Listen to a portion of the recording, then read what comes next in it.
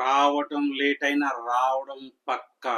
అలాంటోడు మళ్ళా తిరిగి వస్తున్నాడంటే Ojas Gambheera the ruler power star Pawan Kalyan గారు ఓజీ విధ్వంసం కొనసాగిస్తూనే ఉంది.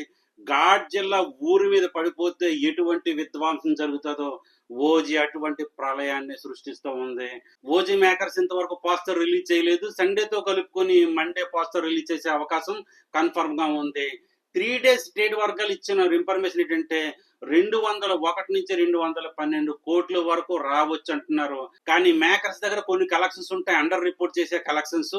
ఆ కలెక్షన్స్ కలుపుకొని నా ఎస్టిమేట్స్ ప్రకారం 230 కోట్లు పోస్టర్ రావాల్సిందే, కానీ రాలేదు. ఇక ఓవరాల్ సండే కలెక్షన్ చూసుకున్నట్లయితే 30 నుంచి 40 కోట్ల వరకు అంచనా వేస్తున్నారు. కానీ ట్రేడ్ వర్గాలు 35 కోట్ల వరకు చెప్తున్నారు. అంటే సండేని ఇంక్లూడ్ చేసుకుంటే overall world wide collections OG 260 కోట్లు posters maker వేయబోతున్నారు.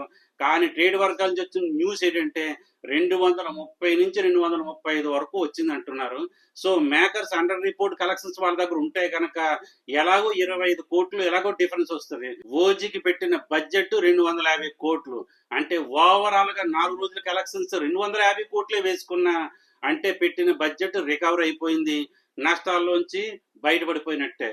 So break even అవ్వాలంటే ఇంకొక 100 కోట్లకు రావాలి. ఇక పవర్ స్టార్ కోసం ఒక విషయం చెప్పాలి. ప్రతి మనిషికి ఒక క్యారెక్టర్ ఉంటది, ఆ క్యారెక్టర్ ని ఫాలో అవుతూ ఆ క్యారెక్టర్ ని పే చేస్తాడు. కానీ పవర్ స్టార్ గారు 2 క్యారెక్టర్లు పే చేస్తారు. ఆనాడు ఆ మహానుభావుడు ఎన్టీఆర్ గారు రాజకీయం చూసుకుంటూ సినిమాలో యాక్ట్ చేశారు.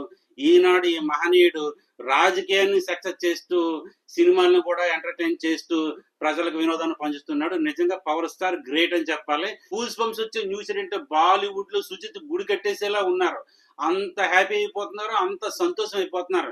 ఎందుకంటారా, ఇమ్రాన్ హస్మీ ఇంతవరకు లవర్ బాయ్ గానే కనపడ్డాడు కానీ గ్యాంగ్ స్టార్ గా ఆయన ఇప్పుడు కనపడలేదు. టైగర్ 3 లో ఉన్నాడు కానీ అంత ఎఫోర్ట్ పెట్టలేదు, అలా వాడుకోలేదు. కానీ ఓజీలో సుజిత్ ఆయన ఎలా వాడాలో అలా నీట్ గా అఫీషియల్ గా వాడాడు. ఇమ్రాన్ హస్మీని పవర్ స్టార్ ని కూడా క్లాసికల్ గ్యాంగ్ స్టార్ గా చూపించాడు. దానికి వాళ్ళు మంత్రముగ్ధులు అయిపోయి ఇమ్రాన్ హస్మీకి ఇంకా కొంచెం స్టోరీ పెంచుంటే ఇంకా బ్లాస్ట్ అయ్యేది మూవీ. ఈవెన్ పవర్ స్టార్ కి కూడా స్టోరీ ఎక్కువ లేదు. సినిమాలో ఎంత వరకు చూపించాలో అంతవరకే సుజిత్ వాడుకున్నాడు. అందరినీ బ్యాలెన్స్ గా వాడి ఒక మూవీని తీసుకొచ్చాడు. ఫ్యామిలీస్ లేడీస్ కనెక్ట్ అవ్వడానికి కష్టపడుతున్నారు. ఎందుకంటే ఆ ఫ్యామిలీస్ అనేవాళ్ళు ఆ పోరంబోక్ సీరియల్, ఆ దౌడుబాజీ సీరియల్ చూసి ఆ సీరియల్లో ఉన్న క్యారెక్టర్లని వీళ్ళు ఊహించేసుకుని మొగుళ్ళని హీరోల కింద ఊహించేసుకుని వాటిల్లో బతుకుతున్నారు.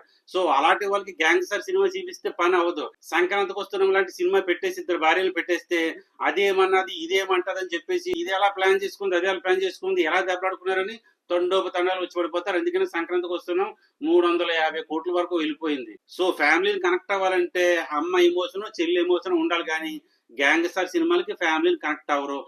ఈ డైరెక్టర్లు పవర్ స్టార్ తో ఇక మీద తీయబోయే సినిమా ఎలాంటి సినిమా తీయాలని సుజిత్ ఒక ప్లాన్ చేసి ఒక వే వేసి వదిలేశాడు. సో మండే రోజున మేకర్స్ ఎటువంటి నెంబర్ వేయబోతున్నాడో దాన్ని బట్టి రివ్యూ చేద్దాం. మరి ఇదే ఇక్కడికే నా రివ్యూ లైక్ చేయండి, షేర్ చేయండి, కామెంట్ చేయండి. Thank you so much. Bye.